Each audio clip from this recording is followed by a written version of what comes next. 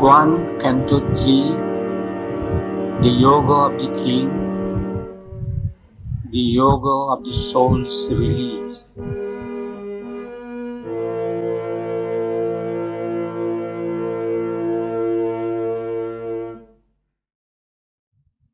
A world's desire compelled her mortal birth. One in the front of the memorial quest, protagonist of the mysterious play,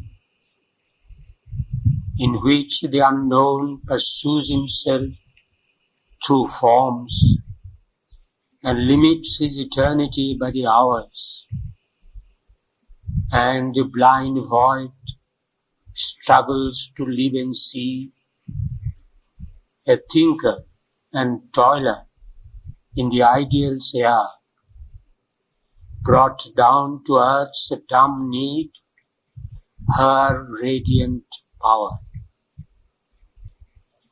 His was a spirit that stooped from larger spheres into our province of ephemeral sight, a colonist from immortality, a pointing beam on earth's uncertain roads. His birth held up a symbol and a sign. His human self, like a translucent cloak, covered the all-wise who leads the unseeing world. Affiliated to cosmic space and time, and paying here God's debt to earth and man, a greater sonship was his divine right.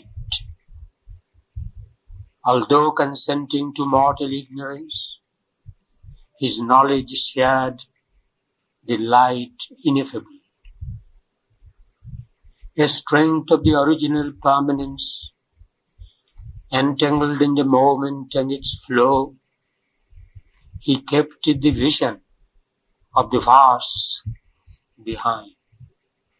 A power was in him from the unknowable, an archivist of the symbols of the beyond, a treasurer of superhuman dreams. He bore the stamp of mighty memories and shed their grandiose ray on human life. His days were a long growth to the Supreme, a skyward being, nourishing the roots on sustenance from occult spiritual founts, climbed through white rays to meet an unseen sun. His soul leaped as eternity's delegate. His mind was like a fire assailing heaven, his will a hunter in the trails of light. An ocean impulse lifted every breath. Each action left the footprints of a god. Each moment was a beat of puissant wings. The little plot of our mortality, touched by this tenet from the heights, became a playground of the living infinite. This bodily appearance is not all. The form deceives. The person is a mask. Hid deep in man, celestial powers can dwell. His fragile ship conveys to the sea of years an incognito of the imperishable. A spirit that is a flame of God abides, a fiery portion of the wonderful, artist of his own beauty and delight, immortal in our mortal poverty, this sculptor of the forms of the infinite, this screened unrecognized inhabitant initiate of his own veiled mysteries, hides in a small dumb seed his cosmic thought, in the mute strength of the occult idea, determining predestined shape and act, passenger from life to life, from scale to scale, changing his image self from form to form. He regards the icon, growing by his gaze, and in the worm foresees the coming God. At last, the traveller in the paths of time arrives on the frontiers of eternity.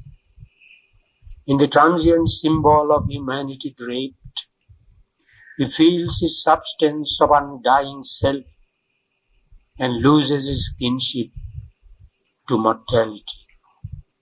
A beam of the eternal smites his heart. His thought stretches into infinity.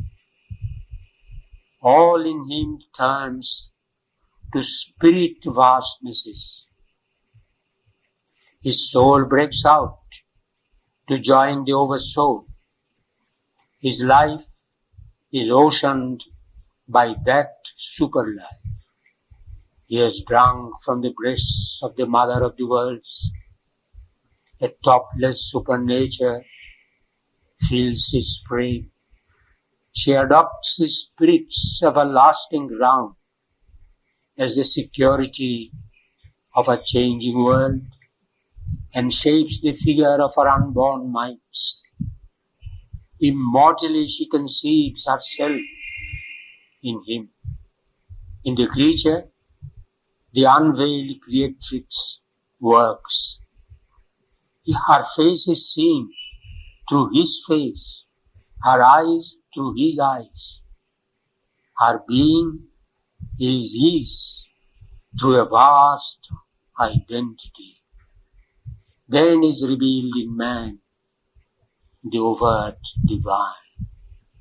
Aesthetic oneness and dynamic power descend in him. The integral Godhead's seals. His soul and body take that splendid stamp. A long, dim preparation is man's life. A circle of toil and hope and war and peace, tracked out by life on matter's obscure ground.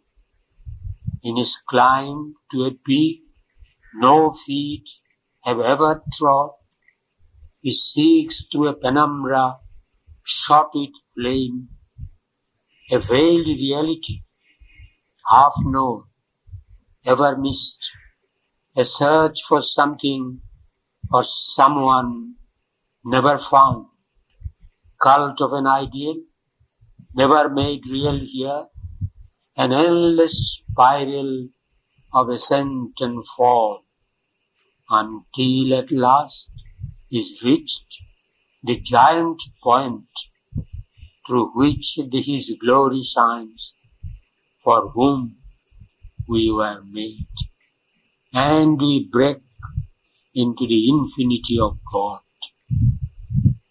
Across our nature's borderline, we escape into supernature's arc of living light.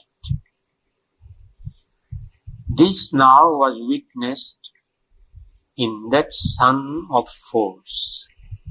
In him that high transition laid its base. Original and supernal immanence, of which all nature's process is the art, the cosmic worker set his secret hand to turn this frail mud engine to heaven use. A presence wrought behind the ambiguous screen. It beat its soil to bear a titan's weight, refining half-hewn blocks of natural strength it built his soul into a statue god. The craftsman of the magic stuff of self, who labors at his high and difficult plan in the wide workshop of the wonderful world, modeled in inward time his rhythmic parts. Then came the abrupt, transcending miracle. The masked, immaculate grandeur could outshine a travail in the occult tomb of life, his dreamed magnificence of things to be, a crown of the architecture of the worlds, a mystery of mirrored earth and heaven, annexed divinity to the mortal scheme. A seer was born, a shining guest of time. For him, mind's limiting firmament ceased above. In the griffin forefront of the night and day, a gap was rent in the all-concealing vault. The conscious ends of being went rolling back. The landmarks of the little person fell. The island ego joined its continent. Overpast was this world of rigid, limiting forms. Life's barriers opened into the unknown. Abolished were conception's covenants, and striking off subjection's rigorous clause, annulled the soul's treaty with nature's nations. All the grey inhibitions were torn off, and broken the intellect's hard and lustrous lid. Truth, unpartitioned, found immense sky room, an empyrean vision saw and knew. The bounded mind became a boundless light. The finite self mated with infinity. His march now soared into an eagle's flight. Out of apprenticeship to ignorance, wisdom upraised him to her master craft and made him an arch-mason of the soul, a builder of the immortal secret house, an aspirant to supernal timelessness. Freedom and empire called to him from on high. Above mind's twilight and life's starlit night, there gleamed the dawn of a spiritual day.